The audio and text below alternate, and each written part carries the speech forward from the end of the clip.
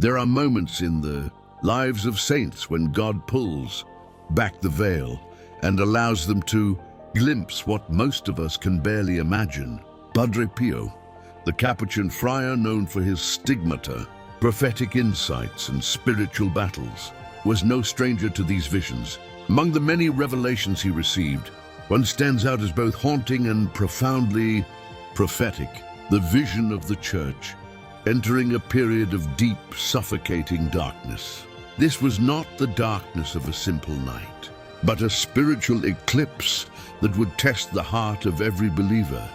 Padre Pio described that the vision began with a silence so heavy it seemed to crush the air itself. He found himself standing before a great church, one he recognized immediately, not by architecture, but by the spiritual presence that radiated from it. It was the mystical body of Christ, the Catholic Church. Yet something was wrong. Instead of shining with the light of truth, the church was covered in a shadow thick as smoke.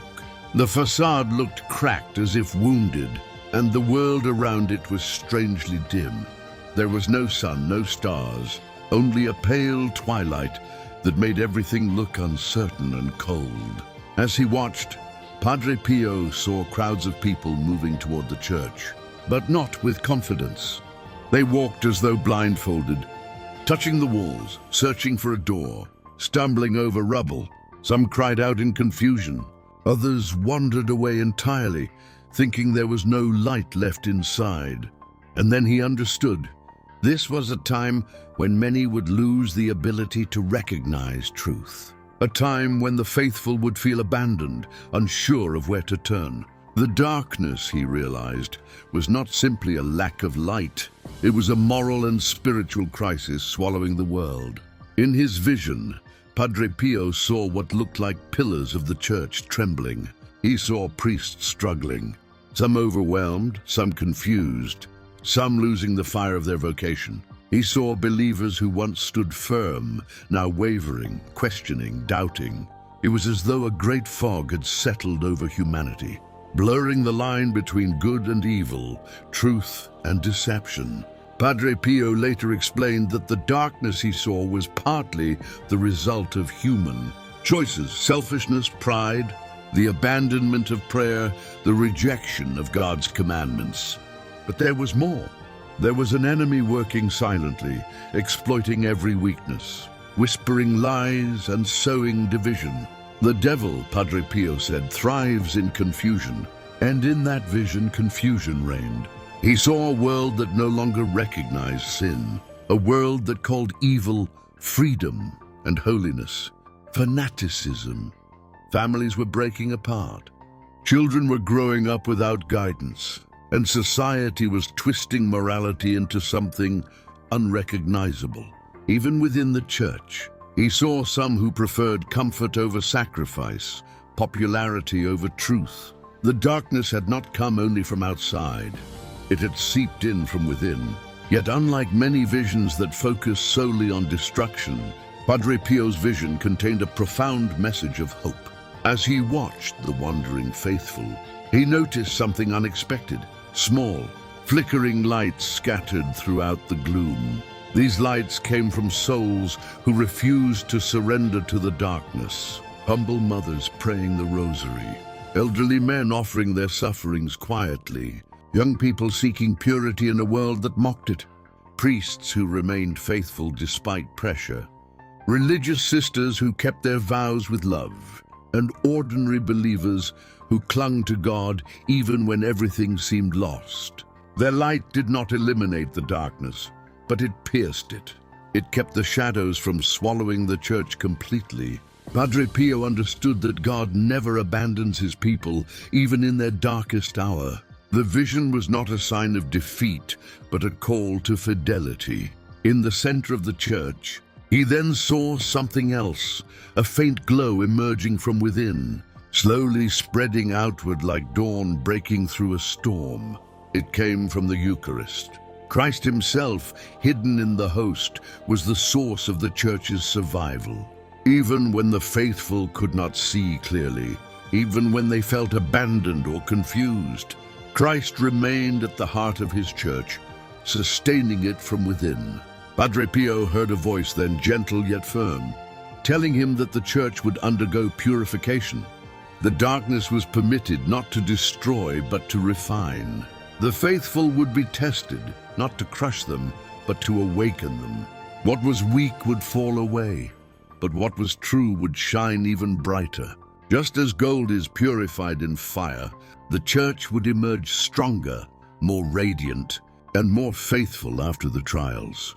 The vision also showed that during this time of darkness, many would seek shortcuts, false prophets, and easy answers. They would look for truth everywhere except where truth had always been. Padre Pio saw people running after strange teachings, seeking spiritual excitement instead of genuine conversion. But those who stayed close to God, those who prayed, sacrificed, and remained faithful even when they felt nothing, would be the ones who kept the flame alive. At one point in the vision, Padre Pio saw a violent wind sweeping the earth. It uprooted everything not firmly grounded.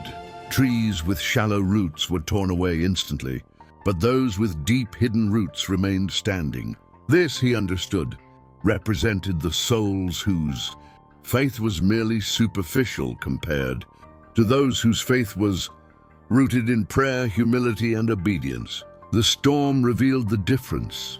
Then the wind stopped, and a heavy stillness returned. Padre Pio noticed that the darkness had begun to thin. It wasn't gone, but it was weakening. The faithful lights were pushing it back. Slowly, the church began to glow again from within, its wounds beginning to heal, its cracks closing, its pillars strengthening. The people who had wandered returned, guided by the faithful few who had kept their light burning. Padre Pio came out of the vision with a heart both burdened and strengthened. He knew that the world would face trials, that believers would encounter confusion and temptation unlike anything before. But he also knew that no darkness, no matter how intense, could overpower the light of Christ. The church might appear wounded and shaken, but Christ would never abandon it. What he saw was both a warning and a promise. The warning was clear: darkness will come, faith will be tested, and many will be tempted to despair or compromise. But the promise was even clearer: God is still in control. Prayer still has power. The sacraments still hold the keys to victory. Holiness, even in small hidden acts, can save souls and sustain the world.